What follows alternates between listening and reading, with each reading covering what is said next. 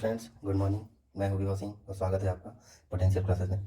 तो चलिए बिना समय गंवाए शुरू करते हैं आज के करंट अफेयर्स की बात। देखिए, मेरा उद्देश्य है कि कम से कम समय में आपको जो इंपॉर्टेंट क्वेश्चन है वो बताया हूँ, इसलिए मैं 8 से 10 मिनट के अंदर ही वीडियो बनाता हूँ। 5 से 6 मिनट तक का वीडियो रहता है। तो चलिए बिना समय गंवाए शुरू करते हैं। आज के पहले क्वेश्चन की बात करें, Indian national Congress. Indian national Congress news में क्यों है? क्योंकि अभी इसके नए जो है प्रेसिडेंट चुने गए हैं। इससे पहले कौन थी? सोनिया गांधी थी। इनका चुनाव से काफ़ी दिनों से लफड़ा में चल रहा था, बहुत मुद्दा, ज्वलनशील मुद्दा था ये कि ये कांग्रेस का अध्यक्ष कब बदलेगा, हमेशा गांधी परिवार ही रहेगा। कि वही कीथ एंड किन वाला बात आ जाता था ना कि अपने परिवारवाद को लेकर हमेशा कांग्रेस जो है न्यूज़ में रहती थी।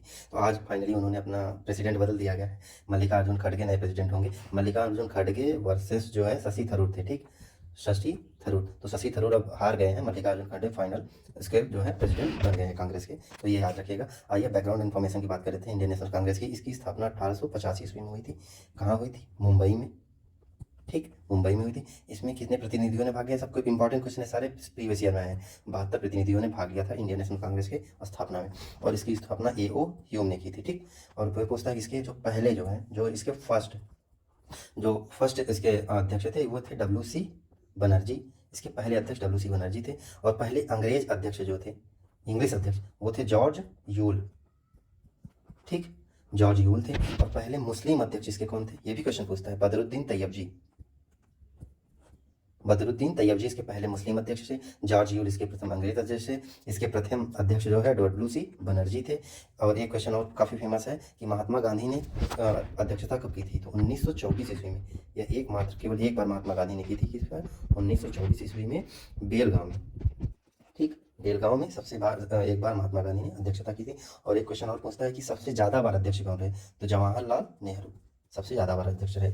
और एक पूछता है कि आज़ादी के समय में अध्यक्ष कौन थे? आज़ादी के समय में शायद पी वेंकैया थे शायद। एक मिनट में आपको कल बता दूंगा, थोड़ा ध्यान नहीं आ रहा। आज़ादी के समय में हाँ, जेबी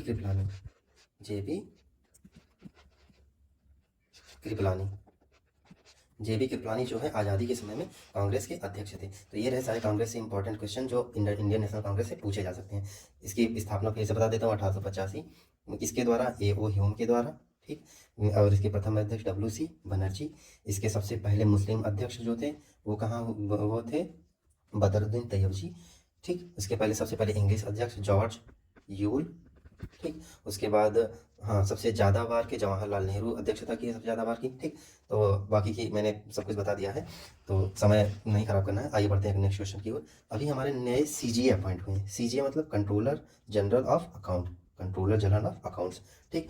अभी इन्हें किसको अपॉइंट किया गया है? भारती दास को। अभी ये नई CGA हमारी बनी है। तो और ये CGA का काम क्या होता है? बेसिकली ये फाइनेंस डिपार्टमेंट के अंदर में काम करती है। ये एडवाइस करती है कि कितना पैसा कहाँ खर्च करना है। अकाउंट्स के बारे में जितना भी अकाउंट्स इन्फॉर्मेशन होती है वो CGA इसको सजेशन करती है कि इसको फाइनेंस मिनिस्ट्री को। ये और ये एक नॉन कॉन्स्टिट्यूशनल बॉडी है। आपने एक CAG पढ़ा होगा, ठीक, CAG ये जो है कॉन्स्टिट्यूशनल बॉडी है, ठीक, कॉन्स्टिट्यूशनल बॉडी है। ये इसकी 148 में बांट की है। तो कॉन्स्टिट्यूशनल बॉडी आइए कहते हैं कि इसमें कॉन्स्टिट्यूशनल बॉडी उसको कहते हैं जिसका जिक्र कॉन्स्टिट्यूशन में हो, ठीक, जिसका जिक्र आर्टिकल, जिसके बारे में कोई आर्टिकल होगा वो कॉन्स्टिट्यूशनल बॉडी होगी। और इसके बारे में अब तक कोई आर्टिकल नहीं है। लोग कहते हैं कि 150 आर्टिकल में आता है, लेकिन ये गलत है।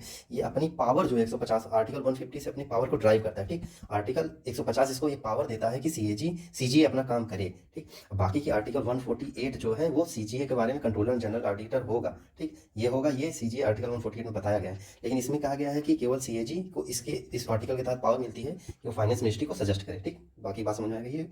चलिए बढ़ते हैं अपने नेक्स्ट क्वेश्चन की ओर। तो अगला हमारा क्वेश्चन है कि अभी साजन भनवाला जो है ये इन्होंने अभी गोल्ड मेडल जीता। कहाँ पे जीता?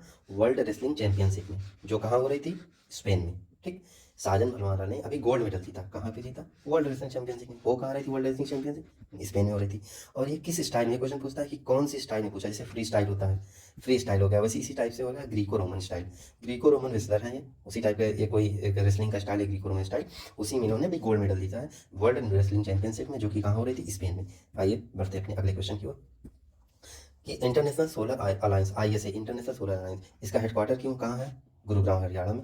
इसके चेयरमैनशिप अभी इसको इंडिया को दी गई, इसीलिए ये न्यूज़ में है अभी कि इंडिया फिर से इसकी चेयरमैनशिप बनेगा, इंडिया इसका चेयर फिर से इंडिया के द्वारा इसके चेयर किया जाएगा, इसीलिए ये थोड़ा सा न्यूज़ में है। तो इसमें पूछ लेगा कि को चेयर कौन है, तो इसका को चेयर भी फ्रांस बना है, चेयरमैनशिप इंडिया को दी गई, को चेयरमैनशिप इसका फ्रांस करेगा। इसके सेक्रेटरी जनरल कौन है, अजय माथुर है, ठीक है। इसका एक टारगेट है कि 2030 तक $1 ट्रिलियन इन्वेस्टमेंट करने का ट्रेड, इसका एक टारगेट है। तो ये क्वेश्चन पूछ लेगा, जैसे टीवी का 2025 का इंडिया का है, ठीक, और वर्ल्ड का 2030 है, तो इस तरीके से इसका एक टारगेट है कि 2030 तक इसमें $1 ट्रिलियन इन्वेस्टमेंट करना है सोलर वायर्स के क्षेत्र में। बढ़ते हैं नेक्स्ट क्वेश्चन की ओर। तो golden multi dimensional poverty, global multi dimensional poverty index 2022 अभी रिलीज किया गया है, किसके द्वारा, United Nation Development Programme UNDP और ऑक्सफोर्ड के द्वारा। इसमें इंडिया ने जो है मोस्ट पॉपुलर, इंडिया के पास मोस्ट पुअर है, सबसे ज़्यादा पुअर कहाँ पे है, भारत में, ठीक। ये उपलब्धि हमने हासिल की है मोदी की दौर में। चलिए फिलहाल बहुत सारी उपलब्धियाँ मिली हैं, अब इसको नहीं गिनाएंगे वो, क्योंकि समस्या आ जाएगी ना। तो चलिए बढ़ते हैं अगले क्वेश्चन की ओर कि दिलीप महालोबिस अभी इनका निधन हो गया, ये जो है डेड, मर गए हैं, ये मर गए हैं। तो कैसे, ये थे कौन, अब बहुत इंपॉर्टेंट पर्सनालिटी थे ये डॉक्टर थे। पूछ लेगा किस ऑक्यूपेशन से बिलोंग करते थे, तो ये डॉक्टर थे। और इन्होंने ऐसा क्या कर दिया था, इन्होंने सबसे पहले ORS का यूज़ किया था। ORS क्या है, ओरल रिहाइड्रेशन सोल्यूशन, O से ओरल, R से रिहाइड्रेशन, S से सोल्यूशन। जब आदमी डिहाइड्रेटेड हो जाता है, देखते हैं आप, ORS का घोल पिलाया जाता है, बेहोश हो जाता है, तो ओरल मुख से पिलाया जाता है घोल के, मुंह से, ओरल मतलब मुंह से। रिहाइड्रेशन जब डिहाइड्रेटेड होता है तो उसको फिर से रिहाइड्रेशन के लिए पिलाया जाता है। सोल्यूशन मतलब सोल्यूशन, ठीक। आइए बढ़ते हैं अगले क्वेश्चन की ओर कि बैलन डी अवार्ड अभी किसको मिला है, करीम बेंजेमा को अभी बैलन डी अवार्ड मिला है। तो ये अवार्ड किसका, कहाँ, किसके द्वारा दिया, किसके द्वारा जाता है, ये फ्रेंच फुटबॉल एक मैगजीन है उसके द्वारा बैलन डीओर अवार्ड फ्रेंच फुटबॉल के द्वारा दिया जाता है। फ्रेंच फुटबॉल क्या है, एक मैगजीन है, ठीक। और ये दिया कब से जा रहा है, 1956 से। अब तक सबसे ज़्यादा बार मेसी ने जीता है, 7 बार, उसके बाद रोनाल्डो ने जीता है। अब ये अभी ये फ्रेंच खिलाड़ी है करीम बेंजेमा, इनको अभी मिला है। तो ये थोड़ा सा इंपॉर्टेंट हो जाता है, क्योंकि हर बार मेसी और रोनाल्डो जीतते थे, इस बार कोई दूसरा खिलाड़ी जीता है, करीम बेंजेमा, इसी वजह से बैलन डीओर अवार्ड थोड़ा सा इंपॉर्टेंट हो जाता है। तो चलिए बढ़ते हैं अपने नेक्स्ट क्वेश्चन की ओर। निहोंशु क्या है, एक जापानीज ड्रिंक है। निहोंशु एक जापानीज ड्रिंक है, ये चावल से बनाया जाता है, बनता किससे, चावल से। निहोंशु एक जापानीज ड्रिंक है, बनता किससे, चावल से। उसके बाद इसने अभी डिमांड किया है GI टैग के लिए, जोग्राफिकल इंडिकेशन टैग के लिए डिमांड किया है। अब जोग्राफिकल इंडिकेशन दिया कब से जा रहा है, 1999 में पास हुआ था इसका बिल, तभी से ये दिया जा रहा है, ठीक। जैसे सबसे पहला GI टैग दिया गया था असम की चाय को, असम की टी को, ठीक। बहुत सारे अभी जैसे मगही पान हो गया बिहार का, और ये हल्दी, एक हरिद्रा हल्दी है उड़ीसा की, तो इसी टाइप से ये दिया जाता है। तो 1999 से दिया जा रहा है। चलिए अपने अगले क्वेश्चन की ओर बढ़ते हैं। दुर्गापुर अभी नया टाइगर रिजर्व बना है, दुर्गापुर टाइगर रिजर्व, इसको बनाने की बात की जा रही है, पास हो गया है सब कुछ, ये बनेगा कहाँ, MP में, ठीक। तो आप सब जानते हैं सबसे ज़्यादा जो है टाइगर, सबसे ज़्यादा जो है वो क्या कहते हैं कि वाइल्ड लाइफ सेंचुरी हर एक चीज़, नेशनल पार्क हो, वाइल्ड लाइफ सेंचुरी हो, ये सबसे ज़्यादा चीज़ समझिए MP में ही है। तो अगर आपके पास क्वेश्चन आ रहा है कि सबसे ज़्यादा नेशनल पार्क कहाँ है, अगर आपको नहीं भी पता है तो MP मार सकते हैं, आँख मूंद के मार सकते हैं। तो इस तरीके से आज का जो सारे इंपॉर्टेंट क्वेश्चन थे हमने डिस्कस कर लिया। हाँ, ये क्वेश्चन बच गया कि एल्वेरा ब्रिटो जो है ये हॉकी प्लेयर थे, अभी इनकी मौत हो गई थी, अभी ये मौत हो गई, मर गए थे।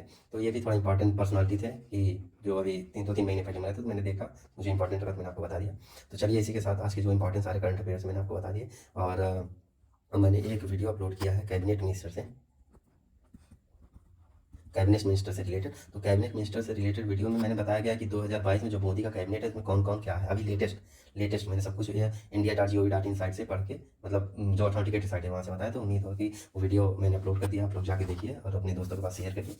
तो थैंक यू, मिलते हैं अगले लेक्चर में। जय हिंद।